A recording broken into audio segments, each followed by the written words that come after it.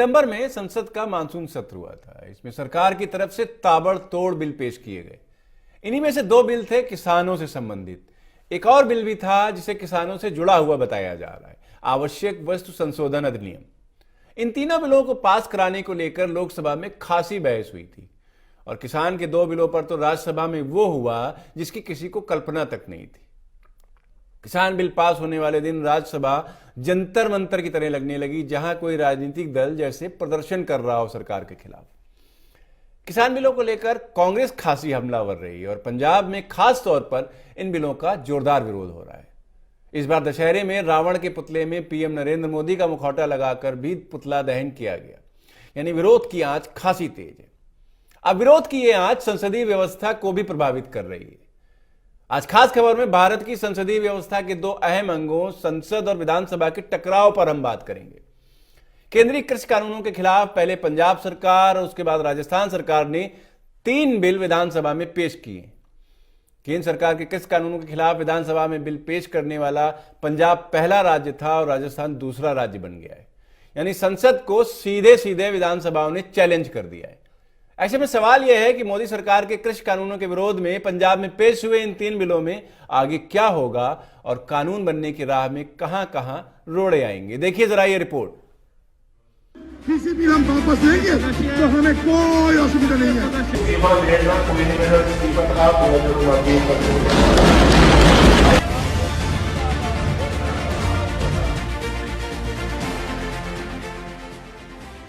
पहले तो ये जानिए कि वो 3 कानून कौन से हैं जिन पर बवाल मचा है। पहला, आवश्यक वस्तु संशोधन विधेयक 2020। ये कानून किसान या व्यापारी के अनाज, दलहन, तिलहन या सब्जियों के भंडारण को लेकर बात करता है। इसके मुताबिक किसान या व्यापारी इन चीजों का भंडारण और बिक्री अपने हिसाब से कर सकते हैं। दूसरा, कृषि उत्पादन व्यापार और वाणिज्य सर्वधन और सुविधा विधेयक 2020। यह कानून यह कहता है कि किसान सरकारी मंडियों के बाहर भी अपनी फसल बेच सकेंगे, उन्हें बिचौलियों के झंझट में नहीं फंसना पड़ेगा। तीसरा, मूल्य आश्वासन पर किसान बंदोबस्ती और सुरक्षा समझौता और कृषि सेवा बिल 2020।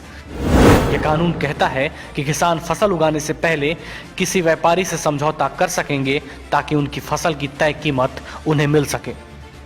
केंद्रीय कृषि कानून के खिलाफ पंजाब सरकार ने 3 बिल विधानसभा में पेश किए। उनमें मूल्य आश्वासन और कृषि सेवा विधेयक 2020, किसानों का उत्पादन और व्यापार वाणिज्य विधेयक 2020 और आवश्यक वस्तु विधेयक 2020 शामिल है।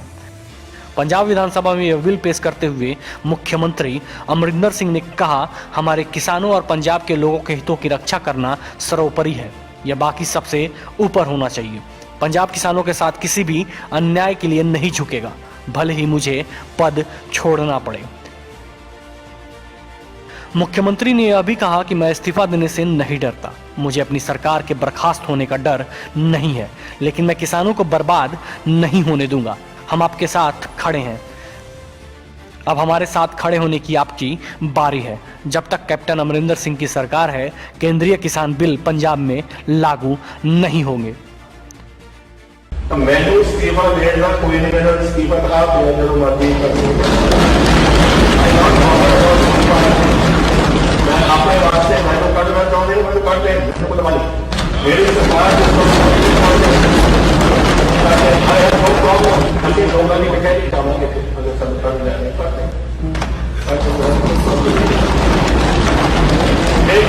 बेइंसाफी जो हुई है सारे किसानों का, जिस तरीके मिलते कीते ने, जिस तरीके गरीबों का पेट पे तुम रख पा रहे हो, अमरिंदर सिंह के सामने सिर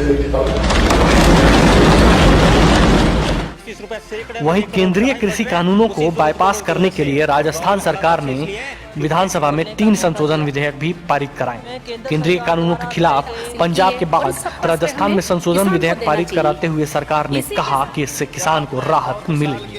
इससे पहले करीब 6 घंटे इन संशोधन विधेयक पर बहस हुई, जिसमें सत्ता पक्ष और विपक्ष के विधायक शामिल हुए। सत्ता पक्ष की तरफ से 4 वरिष्ठ मंत्रियों ने सरकार का पक्ष रखा।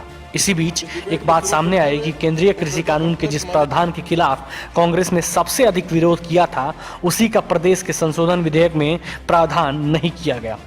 कांग्रेस ने केंद्रीय कृषि कानून में न्यूनतम समर्थन मूल्य MSP खरीद का प्रावधान शामिल करने की मांग की थी, लेकिन प्रदेश के विधेयकों में इसका प्रावधान नहीं है। यहाँ केवल संविदा खेती में ही MSP का प्रावधान है। सामान्य किसान द्वारा मंडी में या अन्य जगह उपज बेचने पर MSP का प्रावधान नहीं किया गया।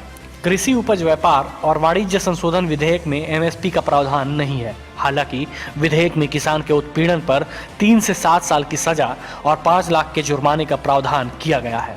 करार के बावजूद भी किसान की उपज नहीं खरीदने और 3 दिन में भुगतान नहीं करना किसान का उत्पीड़न माना जाएगा।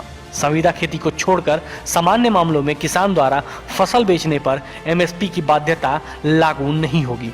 केंद्रीय कृषि कानूनों को बाईपास करने के लिए अशोक गहलोत सरकार ने 3 विधेयक पारित किए हैं, जिनमें कृषि उपज व्यापार और वाणिज्य संवर्धन और सरलीकरण राजस्थान संशोधन विधेयक 2020, कृषि सशक्तिकरण और संरक्षण कीमत आश्वासन और कृषि सेवा पर करार राजस्थान संशोधन विधेयक 2020 और आवश्यक वस्तु विशेष उपबंध और राजस्थान संशोधन विधेयक 2020 शामिल है।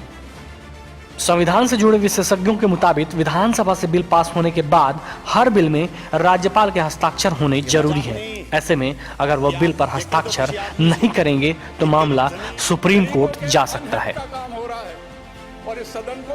Bureau report, parliamentary business.